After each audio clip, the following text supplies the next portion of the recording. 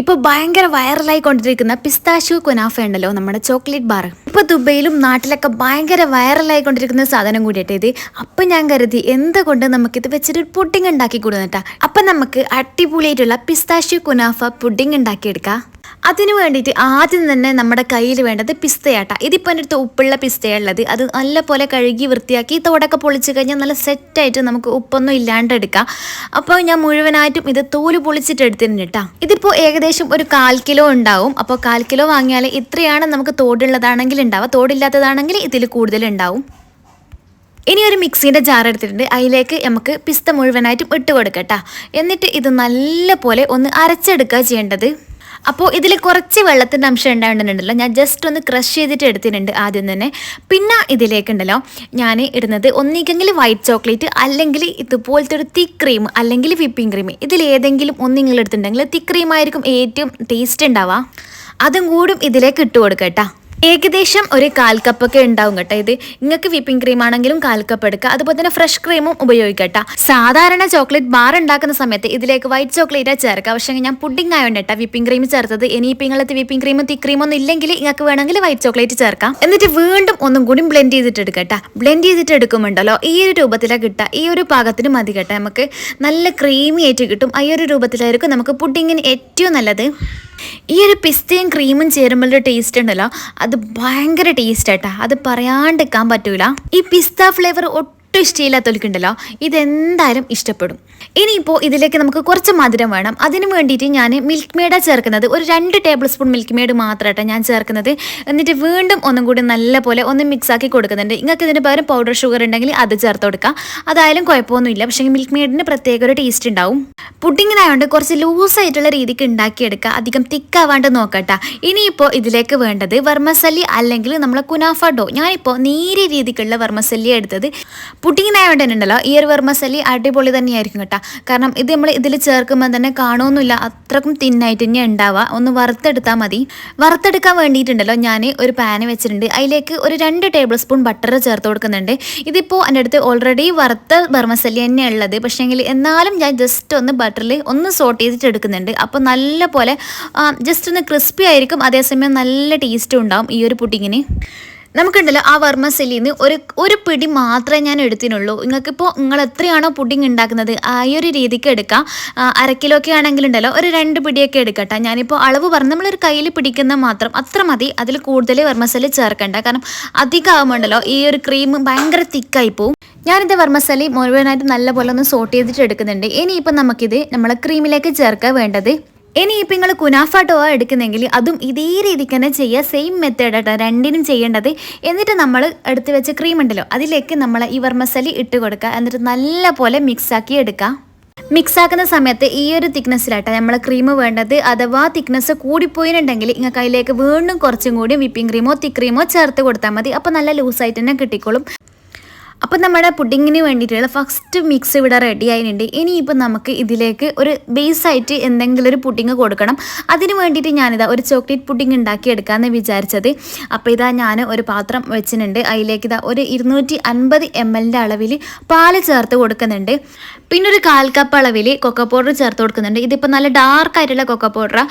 ഇനി ഈ പിങ്ങളത്തുള്ള cocoa powder colour കുറവാണെങ്കിൽ ഒരു 1/4 ടീസ്പൂണൊക്കെ കോഫി പൗഡറും കൂടി ചേർത്ത് കൊടുക്കാം. പിന്നെ ഒരു 1/4 കപ്പ് അളവിൽ പഞ്ചസാര ചേർത്ത് കൊടുക്കുന്നുണ്ട്. നമ്മൾ ചോക്ലേറ്റ് പുഡിങ് ഉണ്ടാക്കി എടുക്കുന്നതെങ്കിലും ഒരു ടീസ്പൂൺ അളവിലൊക്കെ ഞാൻ കുറച്ച് വാനില എസൻസും കൂടി ചേർത്ത് കൊടുക്കുന്നുണ്ട്. ഇതിൻ്റെ പകരം കുറച്ച് ചോക്ലേറ്റ് സോസൊക്കെ ഉണ്ടെങ്കിൽ നിങ്ങൾക്ക് അത് ചേർത്ത് കൊടുക്കാം. പിന്നെ ഒരു ടേബിൾ സ്പൂൺ അളവിൽ ചെറിയൊരു കഷ്ണം ബട്ടർ ചേർത്ത് കൊടുക്കുന്നുണ്ട്. എന്തെങ്കിലും ഒരു സ്പാച്ചിലോ ഫോർക്കോ വിസ്കോ എന്തെങ്കിലും വെച്ചിട്ട് നല്ലപോലെ ഇതൊന്ന് മിക്സാക്കി കൊടുക്കുക. എന്നിട്ട് ഇത് തിളച്ച് വരുന്നവരെ വെയിറ്റ് ചെയ്യട്ടോ.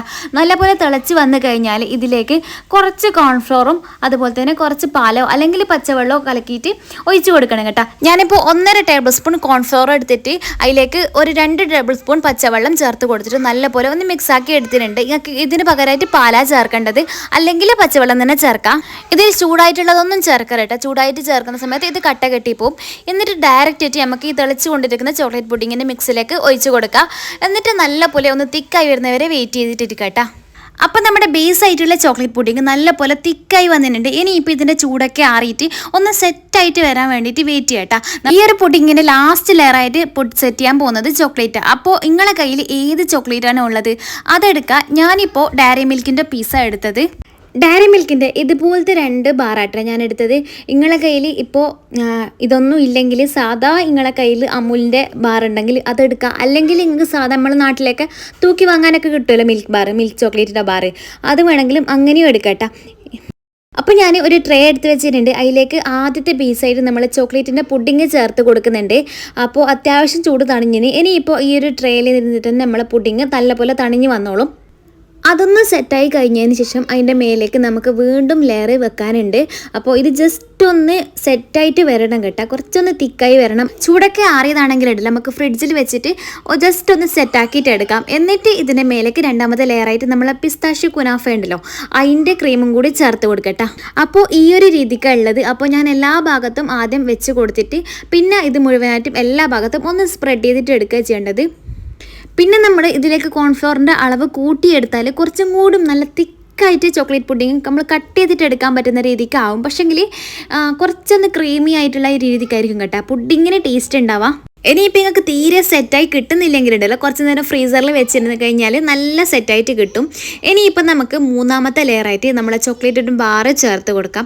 ഇതിപ്പോൾ എൻ്റെ ഈ ഒരു ട്രേ ഈ ഒരു രീതിക്കായതുകൊണ്ട് തന്നെ എനിക്ക് വെക്കാൻ കുറച്ച് പ്രയാസമുണ്ട്. നിങ്ങൾ നല്ല സ്ക്വയർ ആയിട്ടുള്ളതാണെങ്കിൽ നല്ല അടിപൊളിയായിട്ട് തന്നെ വെക്കാൻ പറ്റും കേട്ടോ. അപ്പോൾ ഞാൻ ഏകദേശം ഒന്ന് സെറ്റാക്കിയിട്ട് എടുത്തിട്ടുണ്ട്. ഇനിയിപ്പോൾ ഇതിൻ്റെ മേലേക്ക് ചെറിയൊരു രീതിക്ക് നമുക്കൊരു ഡിസൈൻ കൊടുക്കാൻ വേണ്ടിയിട്ട് നിങ്ങളെ കയ്യിൽ വൈറ്റ് ചോക്ലേറ്റോ എന്തെങ്കിലും ഉണ്ടെങ്കിൽ നമുക്ക് ഇതിൻ്റെ മേലേക്ക് ചെറിയൊരു ഡിസൈന് കൊടുക്കാം. അല്ലെങ്കിൽ നമ്മൾ ചോക്ലേറ്റ് ബാറിൻ്റെ മേലെയൊക്കെ ഉള്ള പോലെ തന്നെ നിങ്ങൾക്ക് പിസ്തേൻ്റെ എന്തെങ്കിലും എസെൻസോ എന്തെങ്കിലും വെച്ചിട്ട് അതിനെ കൊണ്ടൊരു ഡിസൈന് കൊടുക്കാം കേട്ടോ. ഇപ്പം ഞാൻ മിൽക്കി ബാറിൻ്റെ ഇതുപോലത്തെ 2 കവർ ഇട്ടിട്ടുണ്ട്. എന്നിട്ട് ജസ്റ്റ് ഇതുപോലെ ഒരു ഡിസൈന് കൊടുക്കുന്നുണ്ട് കേട്ടോ എല്ലാ ഭാഗത്തും. അപ്പോൾ 2 സൈഡിലായിട്ട് എൻ്റെ കുറച്ച് വിട്ടിട്ടിനുള്ളത്. അപ്പോൾ ഈ ഒരു ഭാഗത്ത് ഈ ഒരു മിൽക്കി ബാർ കുറച്ച് കൂടുതലായിട്ട് ഇട്ട് കൊടുത്തിട്ട് ഒന്ന് സ്പ്രെഡ് ചെയ്തിട്ട് കൊടുക്കുന്നുണ്ട്. അപ്പോൾ ഈ ഒരു ഭാഗം കൂടിയും നല്ല ക്ലോസ് ആയിട്ട് കിട്ടും. അപ്പോൾ നമ്മളെ പുഡിങ്ങിൻ്റെ പണി ഇവിടെ കഴിഞ്ഞിട്ടുണ്ട്. ഇത്രക്കും സിമ്പിളായിട്ട് ഉണ്ടാക്കിയെടുക്കാൻ പറ്റുന്ന സാധനമായിട്ട് ഇത്. പിന്നെ ഇതിൻ്റെ ഏറ്റവും അടിയിലായിട്ട് വരുന്ന സിമ്പിളായിട്ടുള്ള ചോക്ലേറ്റ് പുഡിങ്ങും അതുപോലെ തന്നെ നമ്മളെ ആ പിസ്താഷ്യൂ കുനാഫ ഉണ്ടല്ലോ അതിൻ്റെ ഒരു മിക്സും ഉണ്ടല്ലോ അത് തമ്മിലുള്ള ഈ ഒരു കോമ്പിനേഷൻ എന്ന് പറയുന്നത് ഭയങ്കര കോമ്പിനേഷൻ കേട്ടോ, അടിപൊളി ടേസ്റ്റാണ്. അപ്പോൾ നമുക്ക് ശരിക്കും പറഞ്ഞാൽ ഈ മേലത്തെ ഈ ചോക്ലേറ്റിൻ്റെ ആവശ്യമേ ഇല്ലയെന്ന് വിചാരിക്കും. അത്രക്കും ടേസ്റ്റുള്ളൊരു സാധനം കേട്ടോ. ഇതിപ്പോൾ ഒരു 3-4 മണിക്കൂർ ഞാൻ ഫ്രിഡ്ജിൽ വെച്ചിട്ട് എടുത്തതാണ്. അപ്പോൾ നല്ല സെറ്റായിട്ട് വന്നിട്ടുണ്ട്, നല്ല ക്രീമി ആയിട്ടുള്ളത് കേട്ടോ. ഇപ്പോൾ മേലെ ഞാൻ നമ്മുടെ ഡയറി മിൽക്ക് മുഴുവനായിട്ട് വെച്ചുകൊണ്ട് കുറച്ച് തിക്കായിട്ടുള്ളത്, അതേസമയം ഇതിൻ്റെ അടിയിൽ ഭയങ്കര സോഫ്റ്റാണ്. പിന്നെ ഈ ഒരു 3 കോമ്പിനേഷൻ എന്ന് പറയുന്നുണ്ടല്ലോ അടിപൊളിയായിട്ടാണ്, എത്ര കഴിച്ചാലും മടുക്കാത്തൊരു കോമ്പിനേഷനും കൂടിയാണ്. അപ്പോൾ എല്ലാവരും ഒന്ന് ട്രൈ ചെയ്ത് നോക്കുക. ഇഷ്ടപ്പെട്ടിട്ടുണ്ടെങ്കിൽ എന്തായാലും ഒരു ലൈക്ക് ചെയ്യുക. താങ്ക്